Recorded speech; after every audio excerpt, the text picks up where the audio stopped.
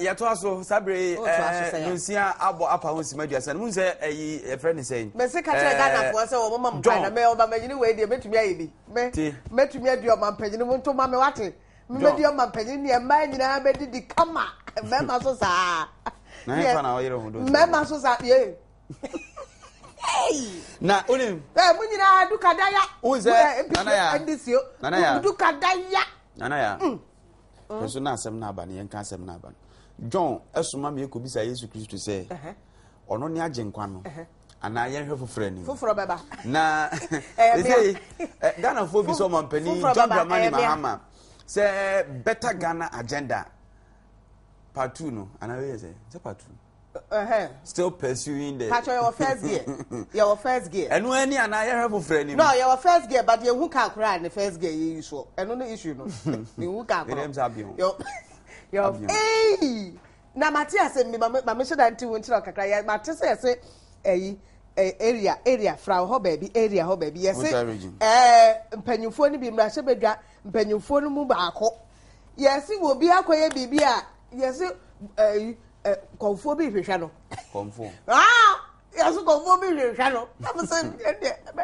mama gatro nka Yaba, I'm so Sabre 0302 211 21702 21703 21704. He say Ghana for as one more break. Na the ababeto media any abeto money munchene atrapo ana see here sika de ebu man nti ebre so say no about politicians you see abotre ni huna man na nipa no eba nya ka efa ma he say Ghana you was short memory enu nti ebi a first year of Omampani Mahama na mamu no ode niema na ya di ni nyina ehiem na beduru 2014 2015 beduru 2016 kwa na yire fi ni nyina because you said dum so kra yire fi mboa sako see yire fi ebi no na say ni nti dum so ni obiam we should keep quiet and suffer now nti yankai anu tumi ehunu mani sese na fe akire ni de na by 2016 bibia bede na ije chinchin so but you see me bu politicians na baako wo kwa wo mu pesua parliament for you wo work out kwakwahwe eyi oseche mensa bo nsum pesua so kwakwahwe nditi wo pesua so kwane na Mugabe sifo a etne parliament MPP NDC wo mu nyina wo konkro nketwa ni mu ahunsa no wo mu puye pa waho ufa so bia wo so ahoma no so na fe wo betumi afre na waba na yedi nkomo minim hawa wo se Ghana ni me de ni se eto no ya omudie na omudie akwaye bo ho ketewa bi na omudie ya kwan ya afekire ne se na ma menka ma se mu ni asan ya se kwan na biom me ni se eto no ya doso na edoso mpo na ehunu de to no be ya ye ni ho problem edoso na enko fa se nipa bi de wo nsa bebubo mu edi ne keka ye ni ho problem edoso nye de hunu esuku adan ye de hu ayesabia ehu sie yi akwan ye de ye nwuma Ghana fo ehu eto me ho bambo bi ekokama ye ni problem nemum se ebedoso na ye hunu ba bia adepa na efiri eba ne de na ano odi mu obrem ye kwa ama no so ye nwa wa ma so ye mo acha na pe nyankopon yo so minia ba so wana me ne ka say Peter ni agin Peter ye ni nkomo nda se wa mama kwenya wo ya na efa na sanka mu na wanya ye content udila obi su nya kwan ba ni atene se e ba tra ban no kwa se mi e ba tra ban pa no kwa se mi hu se oko ada amaname nkuro bebere so a hu se taxes no mo de bu man hwe ye man mu a hu se wo resources bebere wo man mu a se ye hu fa so bi a wo so e fi de taxes no so atọso o je mu a o ta o fo ebre nke ba cha ba na pa asa no kwata mi ba ti we dia o mo de anu onyin firu ho na on ban kwase ayi lati tiki na wa Eugene aka Manchester United or assume test them now see enchia Reverend Father Sari Emmanuel congregation of Assume Catholic Church munyina da was wo chiamo pa say thank I thank there be no makan edada ko Sakura ye mo achi yes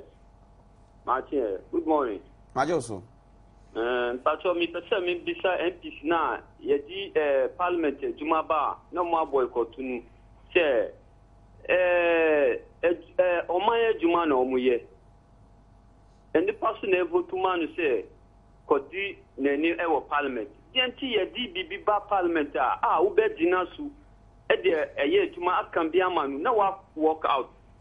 adentina ɛyɛ a ɔmo yɛ saa wohwɛ ansana atamis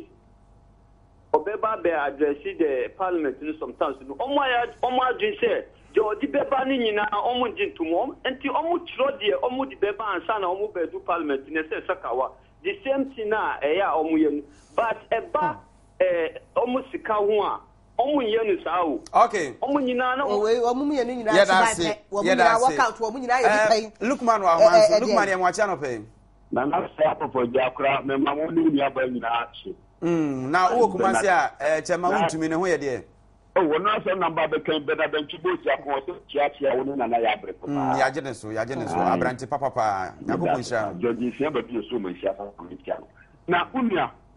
de me kan sɛ wohwɛ taxes a afedie president Dramani Mahama odi gu Ghana force no afedie emu etete emu ayɛ den na nua yɛn ka bi hyɛmu atopata asɛm de bai wo bɛ gye atopa de Lukman Lukman yɛni atopa tax wɔ Ghana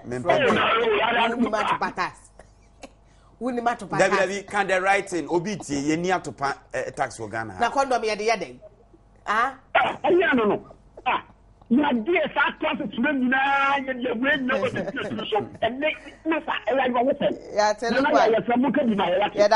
please I kindly extend my greetings to incoming NPP National Chairman Mr. Fred Owari. I'm contesting in Fantaman NPP constituency organizer Ebotela Benyako, assemblyman of Ahimbrum electoral area. Jonathan Ewobongo also agent den organizer Montomanwate now confirm yenya bimye cheba for I am full was President Mahama should know that we are not in a campaign season, so we are not ready for his fake promises. Wayfi Rose Villa, say good morning. Nana, please wish my dear wife Agnes Yakubu of Pantine Midwifery School a happy belated birthday for me. Corporal Owusu Bema Company Odiwe a free a buy a mreni honti. Okay,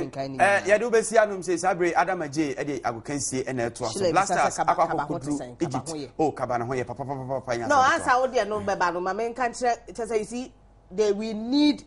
an explanation period free aban ho ye twe ho aba